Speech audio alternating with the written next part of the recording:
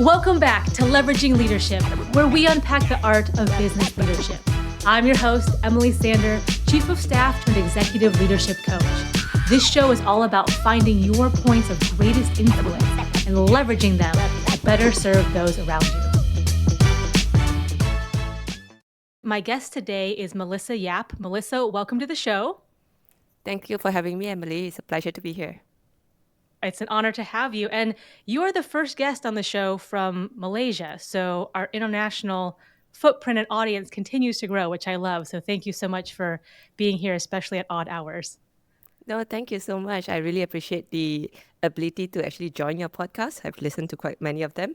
And I think being on it is like surreal, right? Like, thank you for having me.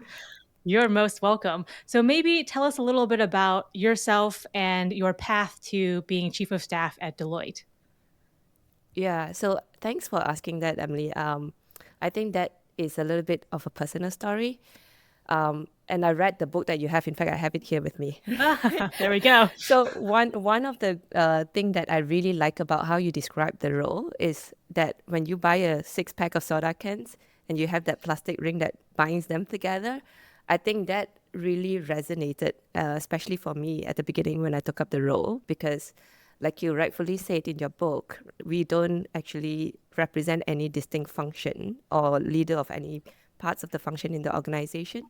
In the first maybe 6 months of my role, I was actually trying to figure out how to not overshadow or outshine these cans of sodas, but instead provide the structure and support to keep them aligned, balanced, and all moving in the same direction, that we are all serving the principles that we are working with, right, in the organization. In fact, when I step into this role, prior to that, I was already working in the organization. I was already with Deloitte Consulting. And I was on a different path whereby I was a director in the energy and resources space, working very closely with our client, providing advisory consulting services for oil and gas, mining, utilities type of clients, right? So when I took this role, it's a very big shift, right? So instead of continuing to serve clients and be at the forefront of the business, I basically took a sort of backseat, if you will, to look back into the practice operations. And how this is so personal is that when I first began this role, I didn't even update my LinkedIn position for the first 6 months. I wasn't very sure. LinkedIn. Yeah, I'm I going to wasn't hide. sure. I know. I was half-hearted about the role. I was not sure. In fact, when I have the conversation with my principal at that time, if I'm honest, a candid conversation I had with her, I was like, I'm going to stay in this role for a year. And then I was dead set on going back to my original career path, right? My plan was to use this as like a stepping stone, and nothing more, right? But I guess there's this one incident, right? Because our business actually operates regionally. So I was on a flight quite frequently. And I remember being on a flight one day and I catch a sight of a rainbow. But what struck me different was that I was looking down at the rainbow instead of like gazing up at the sky like how we would normally see a rainbow. So in that moment, it felt like a revelation, right? It's like a reminder of how this role, it has an elevated perspective. And when I look back into the journey and the visibility that I was fortunately given, and the trust that the leadership team as well as my principal actually entrusted me on in this role, I am positioned to see the bigger picture. I am able to connect the dots. I am able to view challenges from a vantage point that others might not have, right? If you think of like a COO or a CFO, they are specifically function subject matter in finance, in strategy, in operations, right? In a professional services firm like ours, even if you are in the client service, which was my original career path, right? We are also a subject matter in our own function, right? For example, I was a subject matter in the energy and resources space. We would have people who focus on the financial services industry or consumer business or telecommunications, right? But what actually enabled me in this position is to have that broad perspective of what do we mean when we say we go to market with all range of diverse perspective, right? Across services and offerings and across industries. So I think as I began immersing myself in this role, I realized how much I enjoyed being at the center of strategic decision making. Is not that different from my client service days, right? Because when as a consultant at heart, right, we go to our client, we look at a specific problem that they usually will come to us for consulting advisories, right? We are also trying to look at the strategic decision making or the operational problem solving that we need to actually provide to the client. But what is different is that I'm now currently doing that same for my own organization. So that was incredibly fulfilling, right? Because I can see it happen rather than being a consultant outside in, and we go into a project with the client, we give them a blueprint, we give them an advice, and ultimately the project will come to an end, right? So we would leave the advice and the blueprint to the client to execute it further from there. Sometimes we don't even know whether it works or not, right? But what's different is that within my own organization, I have to make it work. Right? We have to make it work. Yep. I guess that actually taught me like invaluable lessons, right? And the hesitation that I had initially changed very drastically, even though it has only been about 18 months, right? 1.5 years that I've been in the role. Is a very immersive, it's a very fulfilling responsibilities, and I'm learning along the way, right? And I'm still learning every other day. I think this whole above the rainbow elevated perspective actually sort of like give me that revelation that I think is good. And that's basically just the sort of personal story on how it came about. Wow. Thank you for sharing. Yes, so much good stuff in there. So I love the part about you brought your consulting that you did for external clients and you pointed that inwards to your own company and you were able to develop a plan and also execute and see the results. So that's fantastic. I love the rainbow analogy. Never heard that one. So I'm glad you had that flight and that revelation. And then I love your take on the 6-pack cans of soda where it's like, don't outshine the cans, just let the cans be themselves and stay out of their way. So love all of that. Thank you so much for sharing. Just for further context, at Deloitte, I mean, I'm in the US, so we have Deloitte Americas, I guess, but is that regional is it like an APAC and then a country specific outfit? How does that work? Yeah, so again, thanks for the question, right? Deloitte is a global firm. I think a lot of people may actually hear about the name. Um, there are different member firms, we call it, right, in different regions. So as you rightfully pointed out, there's the Deloitte US member firm, and where I operate is in Southeast Asia, right? So in Southeast Asia, we are kind of uniquely positioned in the sense that we are not one country. In fact, Deloitte Consulting, where I belong, actually operates across 8 different countries in the Southeast Asia Okay. region. However, what is actually unique about us is that because we come together as one integrated organization across the 8 countries, we function as one cohesive team. What we do is we share resources, expertise, and strengths. So, regardless of whether the client is operating in Singapore or Thailand or Indonesia, we can bring the best of our resources and the best of our expertise and experiences, either from Vietnam or Myanmar, wherever that means, to deliver the best outcomes for our clients, right? So in that sense, we actually help our clients or organizations navigate their complexity by bringing the best of our network. So that's basically the construct of how we run the business in Southeast Asia. However, having the Deloitte brand globally means that we are also bringing not just the regional Southeast Asia experience, but also the global perspective outside Oh. in. So that's how we basically connect between Southeast Asia to APAC to Europe to US and so on, right? So that seamless network of specialists, innovative solutions actually help us tailor our clients' needs, right? What I would also say is that because of the construct of how Deloitte is actually set up, it helped me in this role that I'm playing as well in the chief of staff, right? So in the past, when I was serving clients in my consulting hat, we reach out for specific advice if we are going niche into a specific topic. Hmm. What I can do now, carrying the title of a chief of staff, serving my principal, who is basically the regional managing partner of the consulting business, I connect with the COS or the chief of staff equivalent in other member firms Oh, okay. within Deloitte network, right? So using that, I can actually just go on LinkedIn and people would respond, right? And I was actually quite surprised with that, right? I managed to actually connect with someone from Deloitte India and understand the chief of staff was supporting the CEO in India, for example, right? And similarly in Australia, similarly in the US, right? And that's how it's a little bit different from my previous experience because it's not particularly talking about a solution that we've implemented to a client, but it's talking about how do we help our principals and the organization run the business differently. And each of these member firms has different size as well, right? So although we're all Deloitte, some of us grew earlier, some of us grew a little bit later, Right. right? So we are at a different stage of where the business are and how that means and how do we support each other, right? So I guess that's also one of the good thing that I realized this role actually brings. Large multinational companies. And surprisingly, not a lot of them have a chief of staff cohort or an official kind of we're the chiefs of Mm, staff of this one company.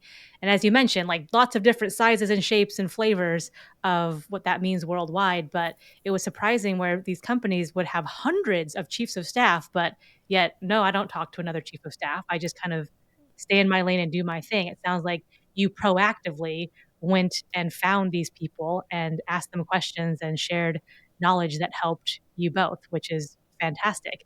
Um, is there is there any other mechanism besides you just being proactive and reaching out that you can connect with other chiefs of staff, or is that Emily?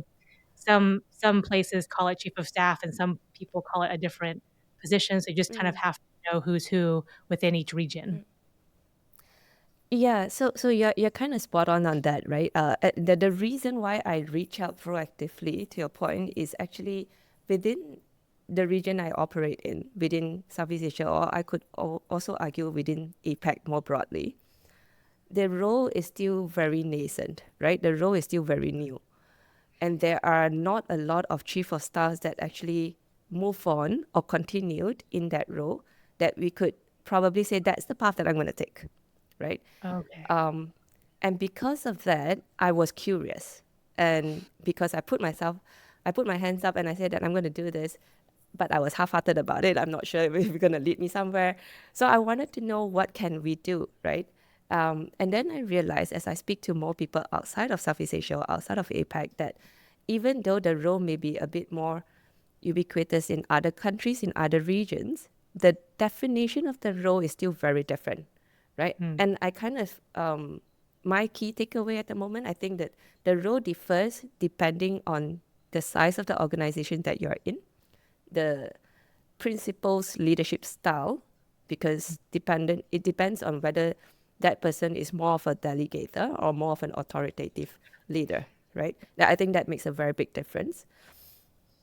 And what happened is that when I speak to the different people, to your point, they all play slightly different role, right? Depending on where the organization is headed to and where the principal's leadership vision is headed to.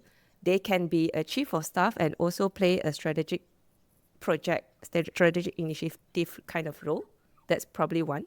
The other way I think of it or I'm exposed to is because the organization is probably a lot more stable and they are not in a transformative stage, then the chief of staff is probably more similar towards an operating officer, a chief operating officer, to Yeah. enable the day to day to run, right?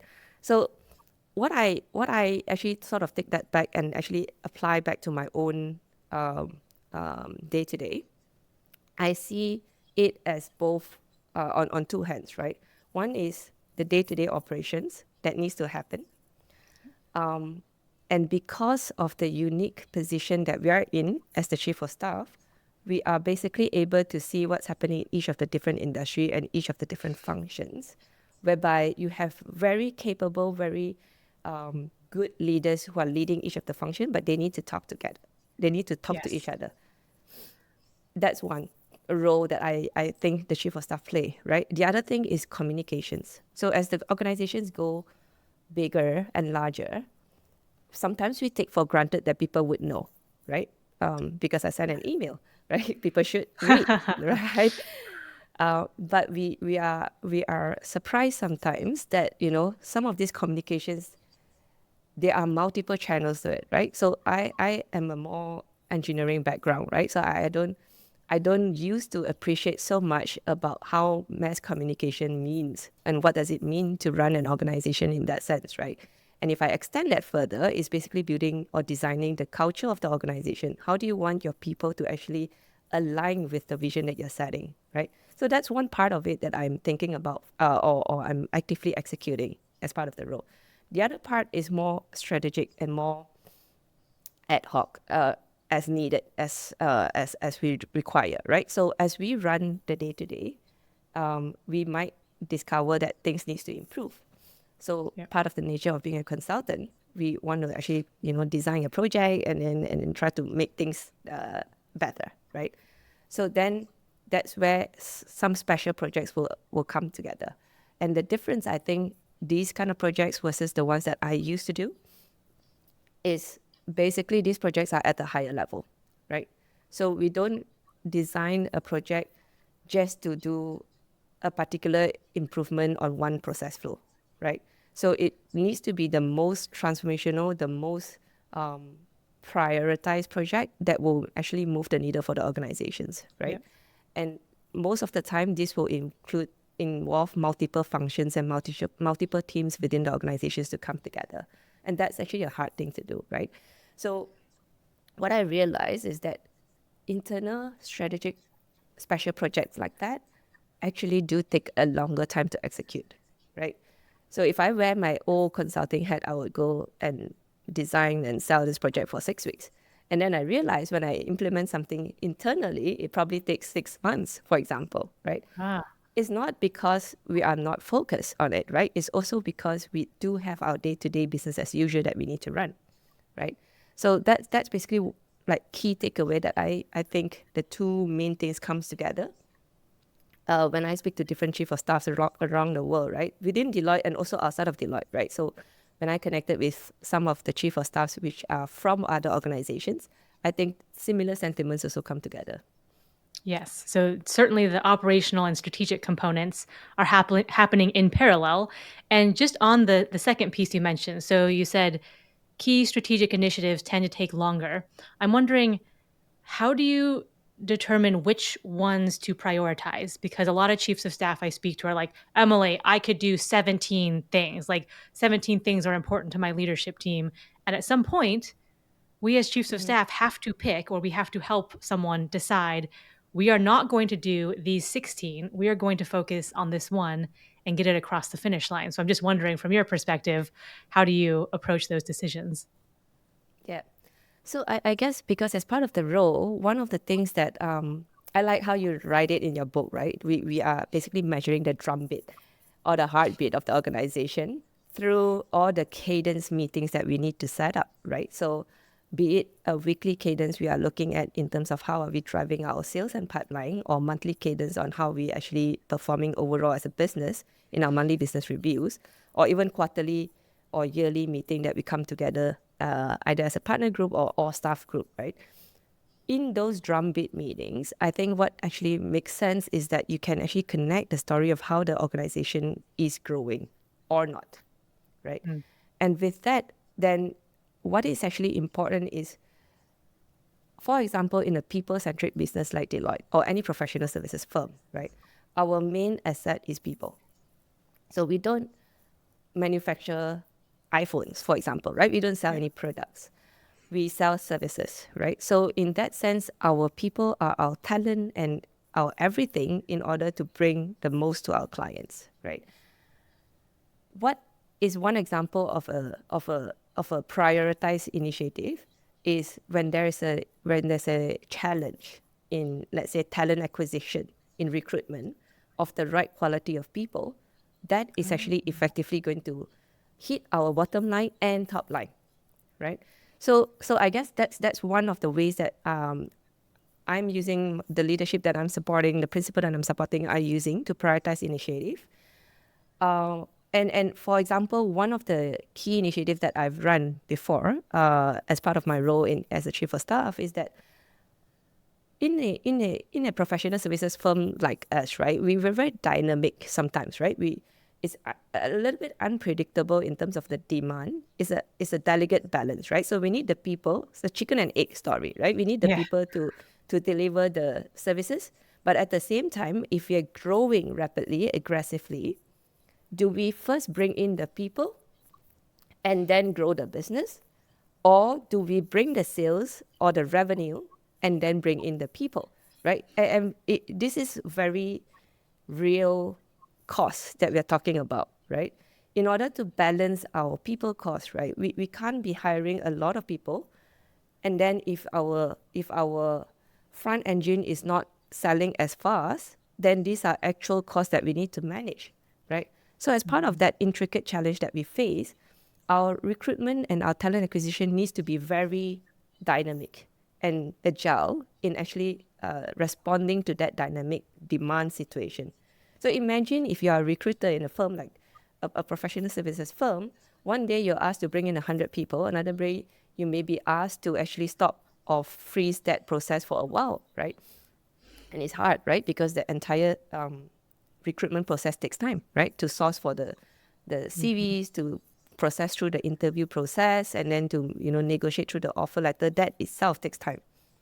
So what this key initiative is trying to do is to look into how we can be a bit more nimble and agile in setting up a team structure that can support the business better, right? So we need to have a very important communication flow, back to communication, right?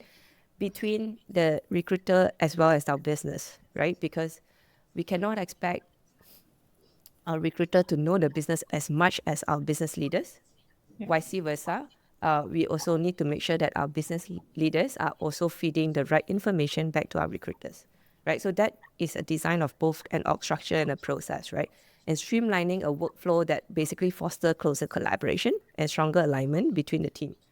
So I guess in embedding, we're still part of that journey right now, right? So after we've designed it, we still need to embed these changes, monitor the outcome. But I guess the transformation is highlighting how operational efficiency and strategic alignment can drive growth, and how it is actually very important to connect our people strategy to the business needs in real time. Yes, thank you for that. And I mean, it makes so much sense, especially for your business model where like your talent is critical. Like that's what you're selling to your clients. And as you were describing that, I was having flashbacks because a constant debate when I was chief of staff between our exec team was our hiring strategy. Are we hiring behind revenue or in front of revenue? And CEO who had a finance background was like, sales prove to me that you can bring the revenue in and then we will support it. We'll do a fast follow and support it. And of course, sales wanted like support it, and operations wanted support it ahead of time. And so that there's this constant push and pull. And I was on point for a lot of the hiring processes, as it sounds like you are, standing those up and building those processes to be streamlined. But yeah, I mean, I remember bringing candidates through the pipeline and hurry, and then we're going to freeze this position. I was like, no, we have some great candidates on the short list. Don't do this to Yeah. me. Yep. But you're absolutely right to call that out. So Yep. I want to go back to something that you mentioned earlier, which was when you first got this chief of staff role, you mentioned you were half-hearted about it. And at some point, you wrote an article on LinkedIn, and it has tremendous engagement and lots of people responded, but it's called Demystifying the Chief of Staff Role: My Journey from Engineering to Strategic Leadership. And let me just read, I'm going to read the last paragraph, but then back into some of the things you said at the beginning. You said, it took me more than a year to fully embrace and understand the depth of this role. The first 6 months were especially challenging, filled with moments of self-doubt as I adjusted to the demands and nuances of this new responsibility. But through persistence and reflection, I discovered how transformative the experience could be, both professionally and personally.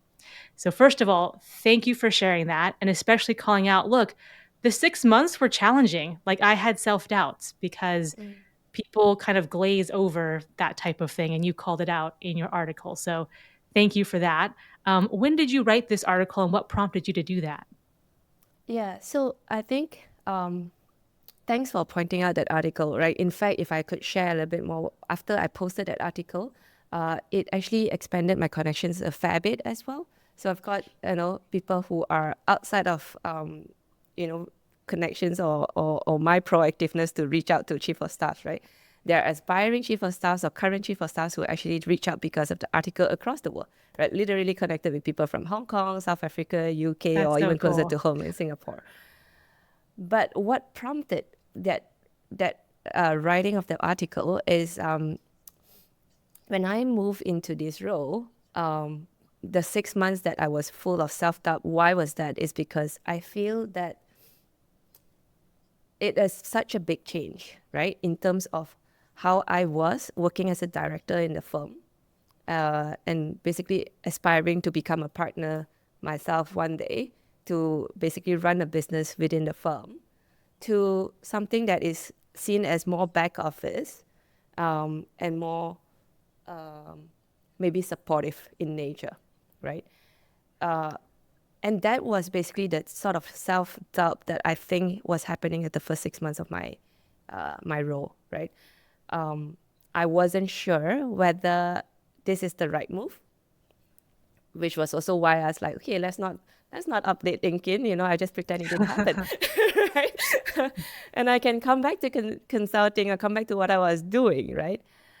But as part of the role, I guess what actually prompted me was because I'm not just out there selling or delivering services to our professional services firm, I'm also actually making sure that there's a support pillar behind an organization, like any other organization would have, across the key different functions, right? Across how we are managing our revenue, managing finances, managing our collection, billing, managing even the scheduling of our staffs, managing even the recruitment that we just talked about. Those key support pillar functions are very, very important, right? And when we are out there at the front line, we tend to forget about these unsung heroes. I was guilty of that myself, right? Maybe it's a lack of visibility as well, right? Because we just take for granted that it's just there, it's part of the organization, It just right? works. Yeah. It just works, exactly, right? So I have a lot more appreciation of what the back office teams does after taking on this role, right? And one of the things that actually struck me was that after I posted that article that you mentioned, I've gotten some comments from our back office team as well, right? From HR, from recruitment, Oh, yeah. that, we resonate with that because that's how we feel as well, right? So in any organization, there will be the revenue generating arm for sure, right? So if you're a bank, that would be your banking services. If you're Coca-Cola, it would be, the selling of the product or the sales of the product. Very often we forget about what makes the organization ticks, right? What makes the organizations flow. I guess that was probably one of the prompting factor of why I was writing that article, right? Yes. And what I appreciate a lot more is that these coordination are usually behind the scenes, right? So one of the things that I think I hear and I resonate deeply with is something that you mentioned, Emily, right? One of the most important trait as a chief of staff is actually having a low ego, right? The role is not about us, it's not about you. It's about empowering others to succeed and being comfortable with actually working behind the scenes. In fact, I would say I'm still constantly learning about that. In many ways, I'm still a work in progress. There are times that it's challenging to stay behind the scene, right? Because when you're out there, when you're owning a business or parts of a business, you're basically owning a team. You own network of clients that you are actually building, and you're basically running a business, growing your business, right? uh, in this role, it's basically the flip side of it, right? So the more invisible you are, probably the more visible your impact becomes, right? It's not about talking about the, it's not about taking the spotlight. It's also about creating an environment where others can shine and succeed. And in it all, then we bring the organization to the next level. So that's basically one of the key things that I feel very strongly about when I took on this role. Wow. Yes. Okay. There was a lot in there. I'm just going to let people rewind and listen to that. But there's one other thing I want to point out in your article.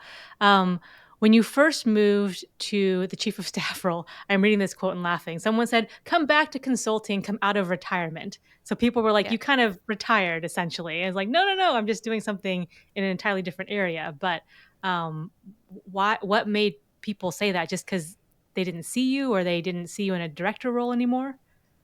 Yeah. So that was funny, right? In fact, till today, right? Sometimes I still get those kind of comments, right? And I guess it comes back to how this role is so new or so nascent in this region. Mm. A lot of times people don't know what I'm doing, or people don't know what chief of staffs do in general, right? And a lot of the times we are doing things that are okay. That reminded me, right? One of the key things that I experienced in the early days of my chief of staff role is that I was suddenly empowered or entrusted to some confidential and sensitive data of the organization, which I never had before, right? So that was basically something that is new. In fact, I still remember my feeling at that point in time is like, wow, this is like so dangerous. Like I know a lot more about how this organization, how this company is run than probably a lot of people within the organization that is longer or more senior in that company, right? So because of that nature of our role and because of the the kind of items that we are dealing with, most of the time we don't tell people what we do, right? Most of the time we're supporting behind the scene to the principal that actually needs to work with insurmountable data to be able to understand what's happening and how do we identify areas to improve on, right? So that's the reason why even till today, right, people probably still don't have a full or clear idea of what does a chief of staff do, right? Compared to in the past when I was a director, right, it's actually very visible, right? I was there, I was, going to this particular client and I was growing this client to from X amount to Y amount and so on and so forth, right? And I have a team and then we basically, tell people that these are the team that we work with, right? So it was very, very visible. So to a lot of people, when they don't see what you're doing, they might think that you're not doing much, right? So that's probably what prompted some of these discussions. And because we support the principal or the leadership team so much, right? Some misconception that comes around is also, they will come to a chief of staff like an executive administrator, right? Or an executive assistant, whereby they just want to know where the principal is, right? Like, oh, can you tell me what's the best time to schedule a meeting with with him or her, right? Which is still not uncommon, right? Until today, in my current role. But I tend to brush that away, right? So in the first few months when I was not clear myself, I was also having doubts, right? Is this what I was supposed to do, right? But now that I have a lot more understanding and depth and appreciation of the role, I will still respond, right? But what I think matters is back to the tagline that Deloitte has, right? How do we make an impact that matters, right? I think this impact that matters is very real because it's an impact to the same organization, the same company that I'm working in, that I can actually see the outcome. So I think that is what keeps me going Yes. in this role. Oh my gosh. So it seems like as you grew in knowledge of what the role was yourself and appreciation for what the role in the back office teams did yourself, that allowed you to fulfill the chief of staff role even more and present it to people in different departments in that way. Okay. Mm-hmm. Very Mm-hmm. cool. Well, we'll have a link to this article. Thank It's a you. short read, but it's a good read, and I would encourage people to take a look at it. Has some valuable stuff in there. As we wrap up, Melissa, what words of wisdom or advice would you give to a chief of staff and also a principal looking to bring on a chief of staff or maybe who has one and just wants to optimize that role? Yeah, I think that's a good one, Emily. So I guess I'm not probably, a chief of staff that has been in the role for a long time.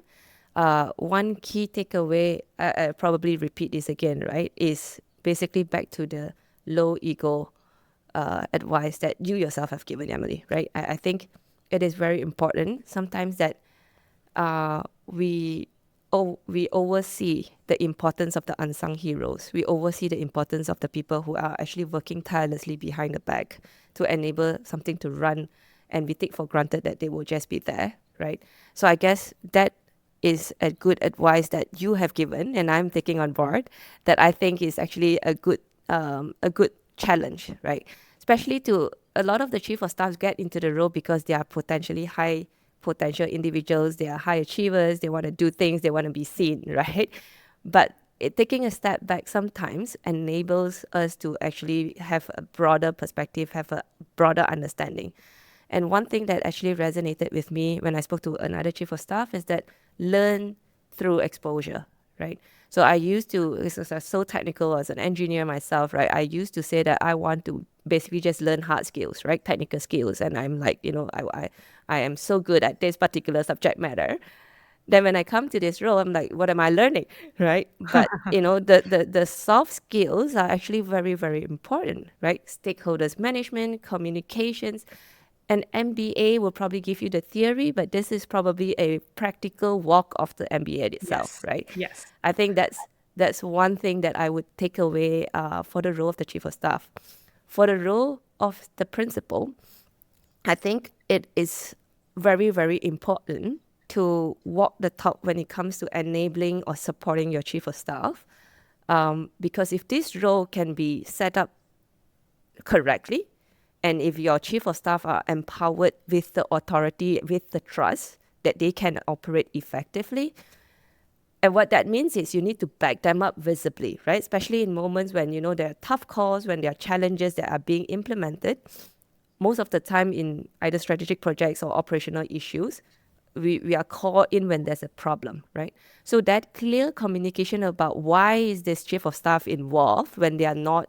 Yes, I agree with that 100%. So, Melissa, thank you so much for jumping on and sharing this insight and knowledge. I know it will be valuable to people, but thank you for doing what you're doing in your part of the world and in your company and reaching out to people proactively. I love your style and I love your enthusiasm, and I appreciate you being on the show. If you enjoyed today's episode, please like, share, and subscribe wherever you get your podcasts.